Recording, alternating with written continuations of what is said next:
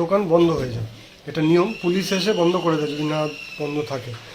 তো গিয়ে দেখছি এবার ওরা খুঁজছি অত রাতে আর কোথায় পাবো, দেখলাম একটা দোকান খোলা, শুধু একটা দোকানই খোলা ছিল, বাইরে দেখলাম একটা হাবিবসের ছিল, বোর্ড লাগানো ছিল। এমন এখানে যদি হয় তো দেখতে পারি আমরা একবার। তো বাইরে যে ছবিও ছিল, সেখানে যে মডেলটা ছিল তার চুলটা ব্লন্ড কালার, মানে সোনালি রঙের ছিল। আমি দেখলাম একটা কম বয়সী ছেলে, স্মার্ট। আমরা গিয়ে বললাম যে আপনি কি মানে ভালোভাবে কালার করতে পারবেন? বললো হ্যাঁ। আমি বললাম ব্লন্ড কালার? বলছে হ্যাঁ ব্লন্ড কালার করতে পারবো।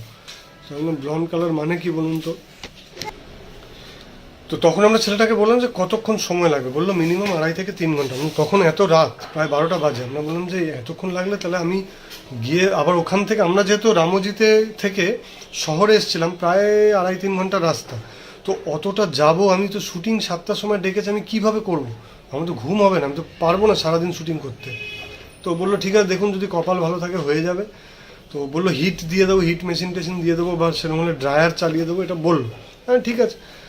তো কালার করা শুরু করলো ছেলেটা, করতে করতে দেখলাম যে বেশ মোটামুটি আধ ঘন্টা 1 ঘন্টা যখন হলো। আচ্ছা, এবার আমাদের সমস্যা হলো যে খাওয়া, যত রাতে খাবো কি, অতগুলো প্রায় 6 জন আমরা ছিলাম, তো খাবো কি? তো আপনারা জানবেন যে হায়দ্রাবাদি বিরিয়ানি খুব বিখ্যাত। তো ওখানকার খুব নাম করা একটা দোকান আছে, আমি নামটা ভুলে যাচ্ছি এই মুহূর্তে, মনে নেই, অনেকদিন যেহেতু যাই না ওদিকে।